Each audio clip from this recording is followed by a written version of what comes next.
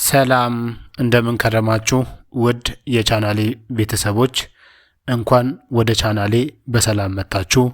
ዛሬ በእርግዝና ወቅት ብዙ እናቶች ሳያውቁ የሚፈጽሟቸውን 10 አደገኛ ስህተቶችን እንመለከታለን። እነዚህ ስህተቶች በእናቱም በጽንሱም ጤና ላይ ተጽዕኖ ሊያሳድሩ ስለሚችሉ ቪዲዮውን እስከ መጨረሻው ይከታተሉ። ታዲያ ዘወትር እንደምላችሁ አዲስ ከሆናችሁ ሰብስክራይብ በማድረግ ቤተሰብ ሁኑ። ላይክ፣ ሼር እያደረጋችሁም አበረታቱኝ። ምክንያቱም የእናንተ ላይክ እኔን እጅግ ስለሚጠቅመኝ ማለት ነው። አመሰግናለሁ። በቀጥታ ወደ መልእክቱ እንሂድ። በእርግዝና ወቅት ሊጠነቀቁ የሚገቡ አደገኛ 10 ስህተቶች ከሚባሉት ውስጥ የመጀመሪያው የሕክምና ክትትልን መተው ነው። በእርግዝና ወቅት መደበኛ የእርግዝና ምርመራን ማድረግ ግድ ያስፈልጋል። ይህን መደበኛ የሕክምና ክትትል አለማድረግ የእናቱን የጽንሱንም ጤና አደጋ ውስጥ ሊከተው ይችላል። ስለዚህ በመጀመሪያ ወር የእርግዝና ጊዜ ላይ የሕክምና ክትትል ግድ ያስፈልጋል ማለት ነው።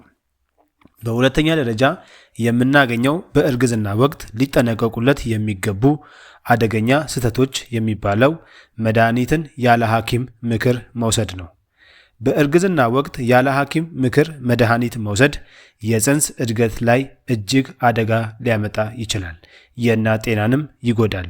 ስለዚህ ማንኛውንም ያለ ሐኪም ትዕዛዝ የሚወሰድ መድኃኒትን በእርግዝና ወቅት መውሰድ በፍጹም አይመከርም። በሶስተኛ ደረጃ በእርግዝና ወቅት ሊጠነቀቁለት የሚገባ አደገኛ ስህተት የሚባለው ሲጋራ፣ አልኮል፣ አደንዛዥ እጽን መጠቀም ነው።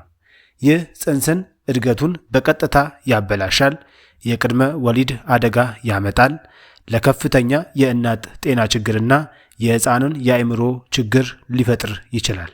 ስለዚህ ጽንስ ከተፈጠረ በኋላ እኚህ አደገኛ የሚባሉ የአልኮል የመጠጥ እንደገና ደግሞ የሲጋራ ሱሶችን መጠቀም አጥብቆ የተከለከለ ነው። በአራተኛ ደረጃ የምናገኘው በእርግዝና ወቅት ሊጠነቀቁለት የሚገባ አደገኛ ስህተት በቂ የተመጣጠነ ምግብ አለመመገብ ነው። ምግብ ለጽንስ እድገትና ለጽንስ ጤና ወሳኝ ሚና አለው። እንደ ፎሊክ አሲድ፣ ብረት፣ ፕሮቲን እና ካልሲየም ያሉ ምግቦች እጅግ አስፈላጊ ናቸው። ስለዚህ ምግብን በተመጣጠነ ሁኔታ መመገብ ግድ ያስፈልጋል። በአምስተኛ ደረጃ የምናገኘው በእርግዝና ወቅት የምትጠነቀቁለት አደገኛ ስህተት የሚባለው የካፌን ምግቦችን፣ መጠጦችን መጠቀም ነው። የካፌን መጠጦችና እንደ ቡና፣ ኢነርጂ ድሪንክ መጠጦች፣ ፋስት ፉድ የሚባሉት እንደ ሳንዱች ያሉ ጣፋጭ ምግቦች በቀጥታ የእናትና የጽንስ ጤናን ሊጎዱ ይችላሉ። የሆድ ቁርጠትን ሌላም ደግሞ በሽታዎችም ሊያስከትሉም ስለሚችሉ በዚህ በእርግዝና ወቅት የካፌን የሚባሉ ምግቦችን መጠጦችንም ፈጽሞ መጠቀም የተከለከለ ነው። በስድስተኛ ደረጃ የምናገኘው በእርግዝና ወቅት ልንጠነቀቅለት የሚገባ ስህተት ከባድ ዕቃ ማንሳት፣ ሸክም መሸከም ነው። የጀርባ ህመምና የማህፀን ግፊት ሊያስከትል ይችላል። ስለዚህ በእርግዝና ወቅት ላይ አንዲት ነፍሰ ጡር እናት ከባድ ሸክምም ሆነ ከአቅሟ በላይ የሆነ ክብደት ማንሳትን እንደውም መጠነኛ የሆነ እንቅስቃሴ እንጂ ከመጠን ያለፈ እንቅስቃሴ ማድረግም ፈጽሞ አይመከርም። በሰባተኛ ደረጃ የምናገኘው በእርግዝና ወቅት ሊጠነቀቁለት የሚገባ አደገኛ ስህተት የሚባለው በቂ እንቅልፍ አለመውሰድ ነው። ድካምን ያበዛል እና የደም ግፊትን አደጋ ሊያስከትልም ይችላል። በቂ እንቅልፍ ለአንዲት ነፍሰ ጡር እናት እጅግ አስፈላጊ በእርግዝና ወቅት የሚደረግ ጥንቃቄ ነው። ስለዚህ አንዲት ነፍሰ ጡር እናት በዚህ በነፍሰ ጡር ጊዜዋ ላይ በቂ እንቅልፍ ልታደርግ ይገባታል ማለት ነው። በስምንተኛ ደረጃ የምናገኘው በእርግዝና ወቅት ልትጠነቀቁለት የሚገባ አደገኛ ስህተት የአደጋ ምልክቶችን መተው፣ አይቶ ዝም ማለት ነው። ለምሳሌ ደም መፍሰስ፣ ከባድ ሆድ ህመም፣ ከፍተኛ ራስ ምታት፣ የጽንስ እንቅስቃሴ መቀነስ ካለ ፈጥናችሁ ሕክምና ከመሄድ ይልቅ ዝም ማለት ከባድ አደጋ ውስጥ ሊከት ይችላል። የእናት ጤናን የጽንስንም ጤና ሊጎዳና ወደ ከባድ አደጋ ሊያደርስ ስለሚችል በዚህ ሰዓት የአደጋ ምልክቶችን መተው ፈጽሞ አይመከርም። በዘጠነኛ ደረጃ የምናገኘው በእርግዝና ወቅት ልንጠነቀቅለት የሚገባ አደገኛ ስህተት ጽንስና ንጽህናን ችላ ማለት ነው። ንጽህና ለአንዲት ነፍሰ ጡር እናት እጅግ አስፈላጊ ነው። እጅ አለመታጠብ፣ ያልበሰለ ምግብ መመገብ በቀጥታ ኢንፌክሽንን ሊያመጣባት ይችላል። ይህ ኢንፌክሽን ደግሞ በእናቱም ላይ በጽንሱም ላይ አደጋ ስለሚያስከትል ያለ ጊዜው ወሊድንም ሊያመጣ ስለሚችል በእርግዝናሽ ወቅት ላይ ልትጠነቀቂ ይገባል ማለት ነው። በ10ኛ ደረጃ የምናገኘው ከመጠን በላይ ጭንቀትን ማብዛት ነው።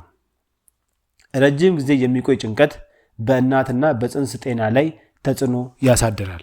ስለዚህ አንዲት ነፍሰ ጡር እናት በእርግዝናዋ ጊዜ ላይ በጣም ልትጠነቀቅለት የሚገባ ነገር ቢኖር ከጭንቀት መራቅና ጭንቀትን እርግፍ አርግቶ መተው ነው ማለት ነው።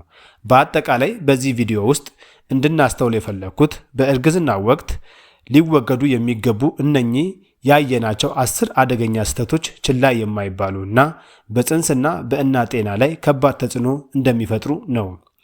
በእርግዝና ወቅት ሕክምና፣ የምግብ ልምድ፣ አደገኛ መድኃኒቶች መተው፣ እንቅልፍ እና ሰላም፣ እንክብካቤ እንዲሁም አይረን እና ፎሊክ አሲድ እጅግ የሚያስፈልጉ ነገሮች ናቸው። ይህ ሕግና የእርግዝና ጥንቃቄን በመከተል ራሳችሁን፣ የተጸነሰውን ልጅ፣ ቤተሰባችሁን እንድትንከባከቡ ስል ሙያዊ ምክሬን እገልጻለሁ። ቪዲዮውን ከወደዳችሁ ላይክ አድርጉ፣ ሼር እያደረጋችሁ ለሌሎችም አዳርሱ። ሰብስክራይብ ካላደረጋችሁም ሰብስክራይብ አድርጉ። ዛሬም እንደተለመደው እርስዎ በእርግዝና ወቅት ላይ ምን ያህል ጥንቃቄ ያደርጋሉ? ሲያደርጉስ ቆይቷል? የሚለውን ጥያቄ መጠየቅ እፈልጋለሁ። ይህንን ጥያቄ በደንብ እንድትመልሱልኝ ስለምፈልግ በኮሜንት ሴክሽን ስር አስቀምጡልኝ። ለነበረን ቆይታ እያመሰገንኩ መልካም ቆይታ እላለሁ። ዶክተር ዳዊት ነበርኩ ከሄልዝ ቲዩ ቻናል። ሰላም ቆዩ።